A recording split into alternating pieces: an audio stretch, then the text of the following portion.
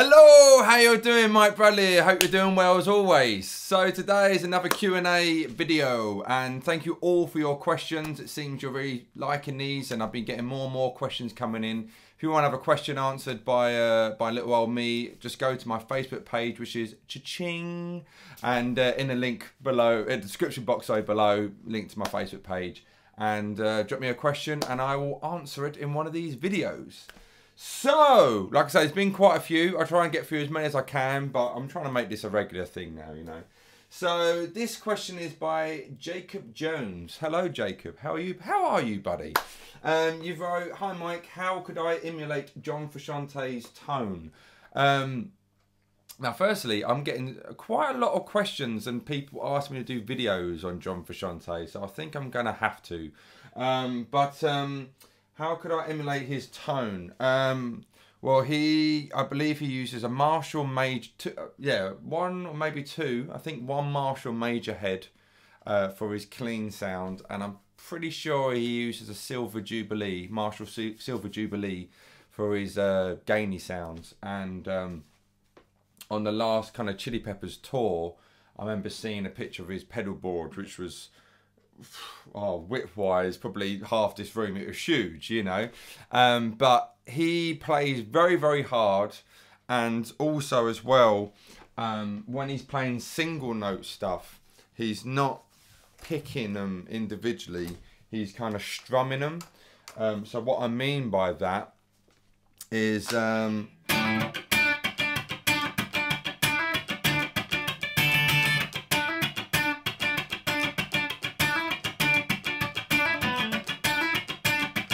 okay, so all I'm doing there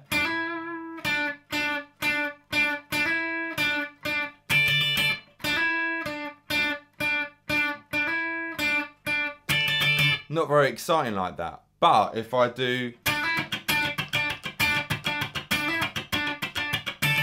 so I'm just on the 7th, hammer on to 9, and then back to 7 again, all right? So you want to get used to muting out all these unwanted strings. Okay, so there I'm only hitting the kind of 4 strings, top 4 strings.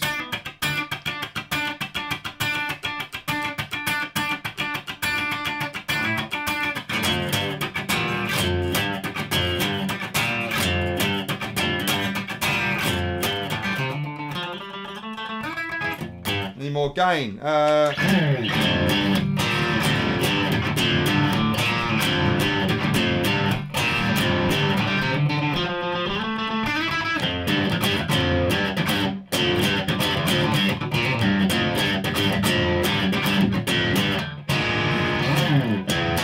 Etc. So yeah, really smashing that guitar as hard as you can. Not hard as you can, but quite a bit of force, and getting used to muting it, the unwanted strings, and hitting all the strings, and that will kind of get you that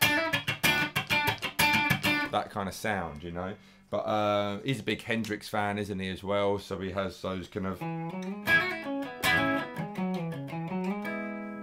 ideas, you know. So yeah, get used to that, and that will kind of help you get that John Frusciante tone. Hope that helped, Jacob. Matt O'Connor, right, buddy, you've asked me about the Supersonic. I haven't got the Supersonic in this room.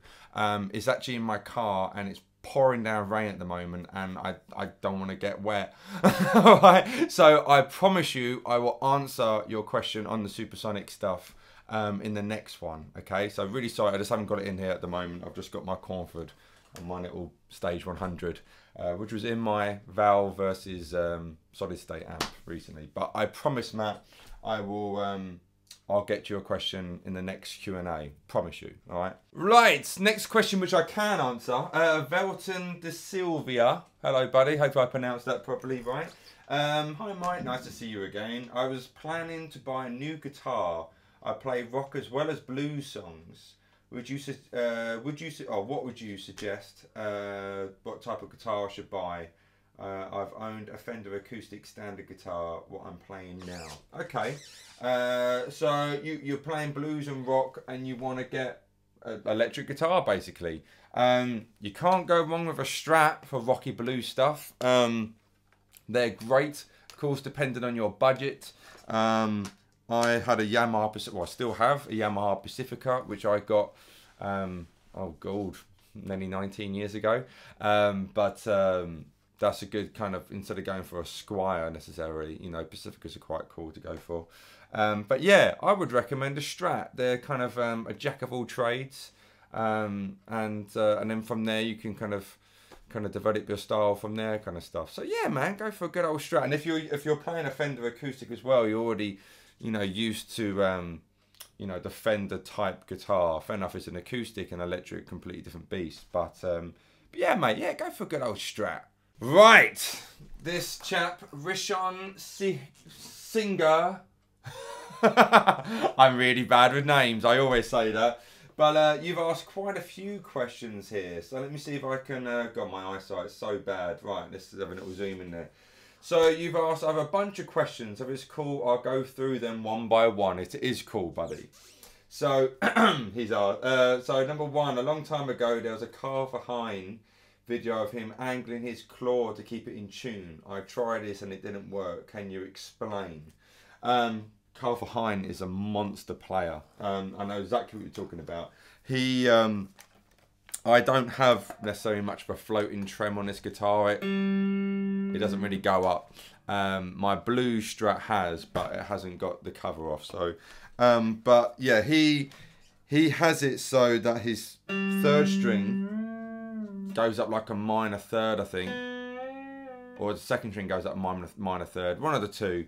But yeah, he has quite a bit of pullback on his Strats, and then yeah, in his videos, he kind of angles the bass strings more up and the treble ones kind of down more. Okay, so if you've tried that and it's not working, make sure when you put new strings on, you're stretching your strings properly. Okay.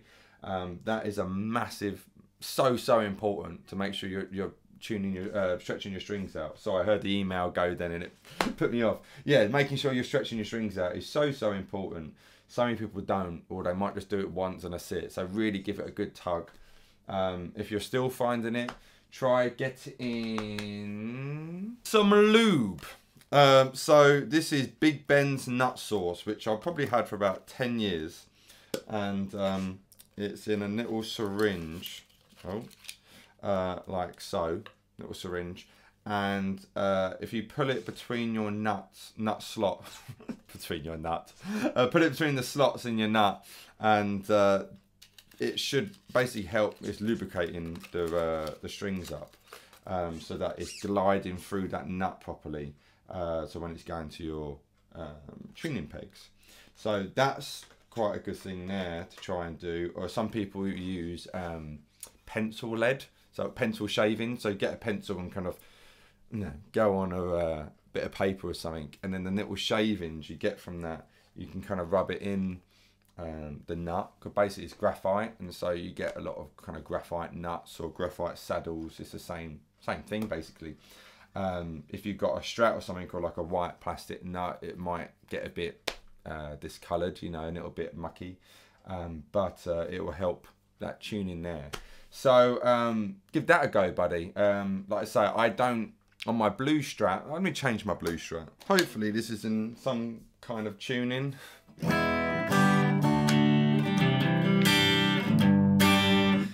So I have a little pull, just a little one, on this guitar. It is cool for if you're getting chords ringing out.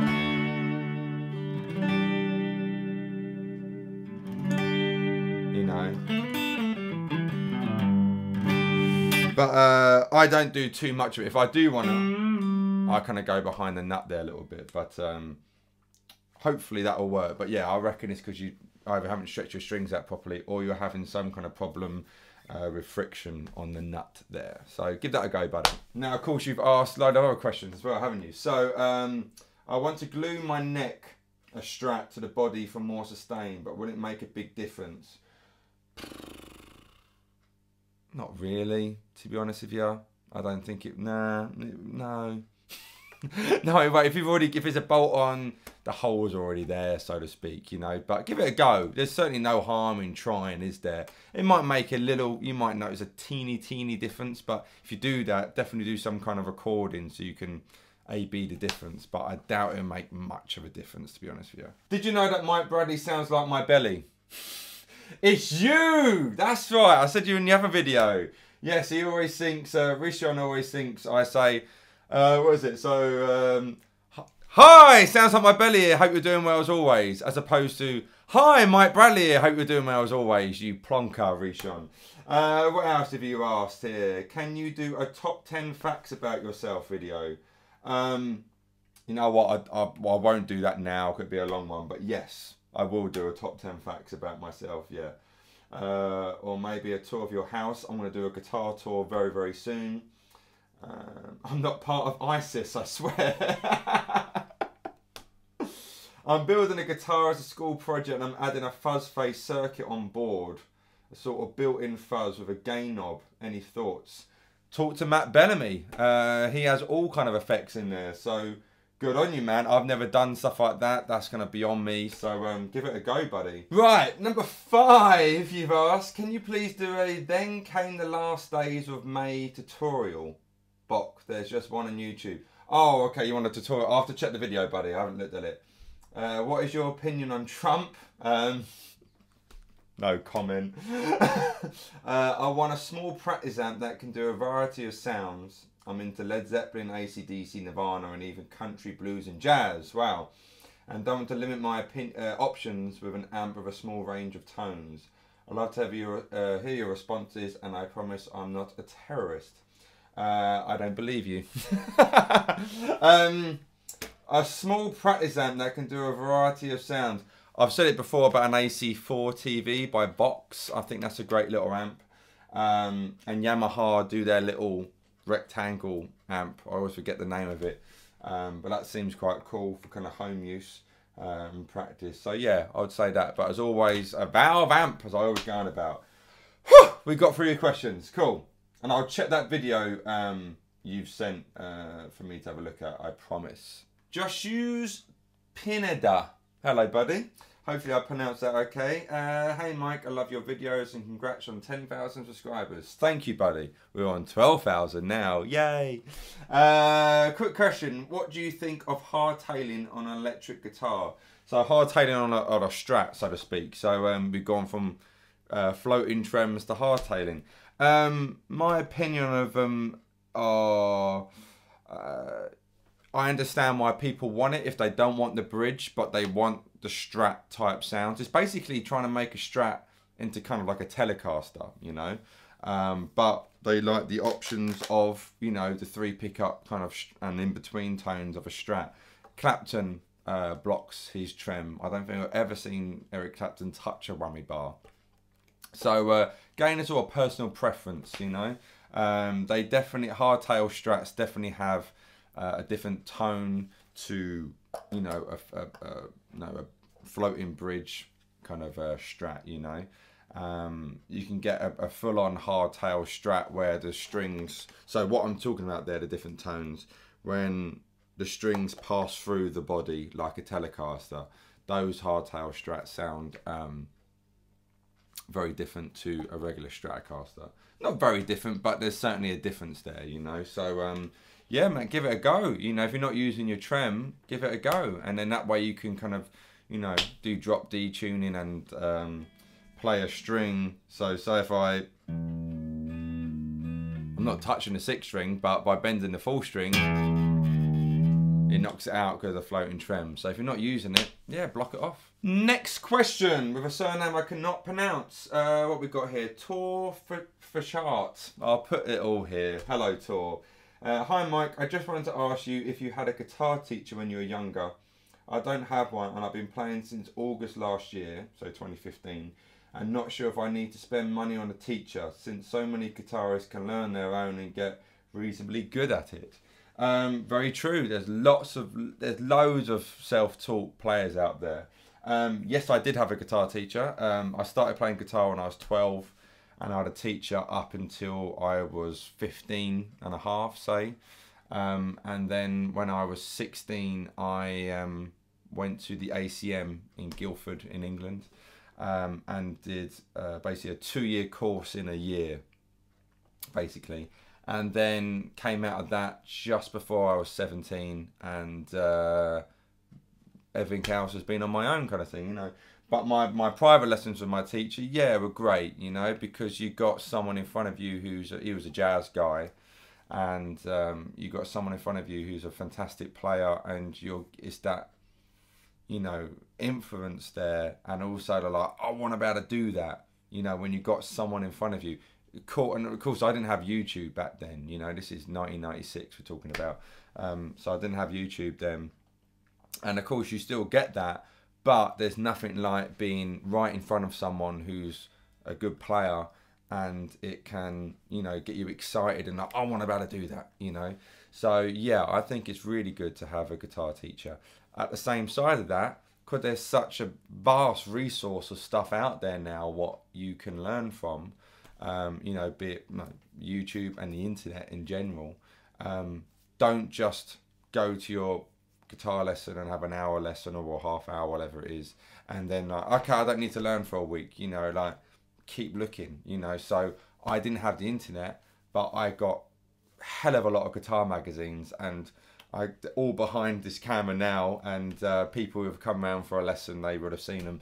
I've still got loads of them, you know, and I was constantly searching for information, for learning material, you know, and I still am. I'm always looking to learn something new, you know.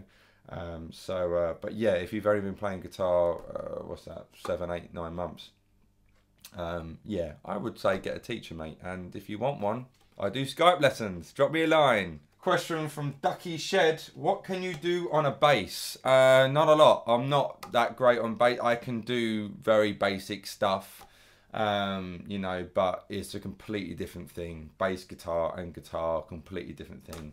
So if I was at a jam night, yeah, I could do a bit on bass, but not properly, you know. So yes, very limited on my bass technique. Lucas Morty, hopefully I pronounced that right. Is there any way you could do a video of your favourite licks? Yeah, I could do that. Yeah, I'm not really a lick guy. I like to just play. And of course there's stuff, you know, like I always, if I want a bit of... I've been doing that for over a decade.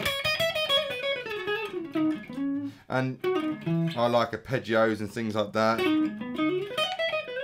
This is so much thinner, this guitar, to my other Strat, but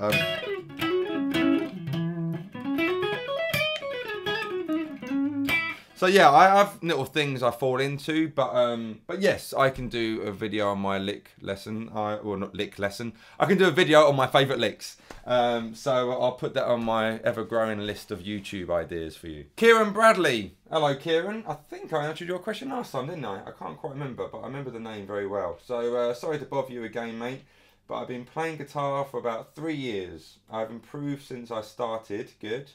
But now I feel I've hit a wall and I can't get any better. I look up to you and other guitarists that have got this far in their career, and do you know any way I could improve from where I am now? It's a very good question, Kieran. A fantastic surname. All guitar players, and I think all musicians, especially those who are passionate, I think we all go through that stage, you know, quite a few times a year where we hit a wall, like you say. I actually know what I was hitting one a couple of weeks ago, where I just thought everything I played on the guitar was crap, you know. And sometimes just having a bit of a break from the guitar is the best thing to do, you know. So just don't play for a day or two, or if you do, just do some songs, you know, like strummy stuff, you know. Just go back to having a bit of a laugh with it, you know, and sing some songs. If you feel you can't sing, just so what, do it anyway. But yeah, I mean, again, like I was just mentioning, there is a massive resource out there now on the internet. So if you want to say you're a rock blues guy, all right, if you feel you hit a wall, check out some country guys, you know. just do something completely different to what you usually do. So if all you're doing all the time, you know,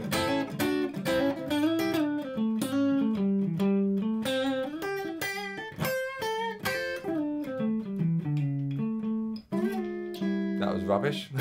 Alright, so but if all you're doing is that, it's good to kind of try something completely different to that, you know. So look at some country stuff or something like that, you know. Look something like that, or some jazzy stuff, or work on your rhythm playing, you know. Just do something completely different to what you've already been working on, and when you go back to your regular stuff, it'll feel a bit more fresh, because you're not just, okay, I'm going to learn this Joe Bonamassa idea or Steve Ray Vaughan or something like that, you know. So yeah, so do something completely different and then go back to what you want to do, say, you know, a week later or something like that, you know. And then also you're still working on your guitar playing and you're getting your chops up as well. So that's what I'd say, just do something completely different on the guitar. Shane Hickey. Hello, Shane. Hey, Mike. Hey, Shane. I love all your videos. That's lovely to hear, honestly. That's so nice to hear, thank you. And all the advice you give on your YouTube channel. My question is, do you have a podcast? Just wondering, keep up all the great work. Texas loves you, man. Oh, I love Texas. I want to go to Texas. That is my next tick on places I want to go, actually. I don't have a podcast, no. My way of getting to know you guys is through YouTube, you know, and my random rants. But I'm sure if enough people ask me, I could try and see if I could do some kind of podcast. Like I said, like those regular viewers are over, when is it, January. So yeah, this year, before I was just doing YouTube videos kind of, I suppose sporadically. I might do one a week here and then not post nothing for about 2 weeks, and post another, might do 2 or 3 in 1 week and then not post nothing again for a week or two. So I am making sure I'm doing 2 videos a week, you know, and I'm really enjoying them. And the more I'm doing them, I feel I'm making better videos as well, and I want to make better videos for you guys, you know. So yeah, at the moment my podcast is through YouTube, but yeah, if enough people ask me, I'll try and make sure I do a podcast for you and that. That's a really good question, Shane. Thank you very much. Right, this has to be the last question because I've got a pupil turn up in a minute. So for your next Q&A, oh sorry, this is from Merlin on Mars. Hello, Merlin. For your next Q&A vid, I want to know what you think is a good choice for a first acoustic guitar, and does it matter if I'm left-handed? Okay, first thing, if this is your first guitar, I'm gonna assume you haven't. Sorry, 2-in-1. What difference does the string gauge make? Always curious about that. Okay, cool. Right. So first thing, if you're saying this is your first acoustic guitar and you're lefty, try and play right-handed. I'm left-handed. Actually, my whole left side's completely wonky. In my last Q&A video, and I've mentioned this now like 3 videos now, but I did all my neck and shoulder in, and I went to an osteopath, and I found out that my left leg is 5mm longer than my right. But not only that, basically my whole left side, like my left arm and right arm, my left arm's bigger, like my elbows are together there, but my left hand or left arm is significantly bigger or longer. So yeah, I'm very much a lefty, but I play guitar right-handed, so I would really advise going down that route. If you really strongly want to do that way, no, by all means, who am I to say, you know, but I would advise playing guitar right-handed. And also as well, my left hand, my strong hand is on the neck. So bending's never been a problem for me, apart from the strings are old like these. But and like my vibrato, I like to think I've got quite a good vibrato, and that's probably the one time I ever compliment myself. But yeah, I like my vibrato, and that's my strong hand. And you know, bending with my first finger for the kind of BB or Albert King more. You know, that's my strong hand. This is 10 gauge, and I can do this with 11s as well. Or my Gibsons are 11s, you know. So yeah, if you're already playing left-handed, you know, stick with it. But a good choice for an acoustic guitar. I would, I was going to say Yamaha, but there's a company called Sigma, which is basically a cheaper version of Martin guitars.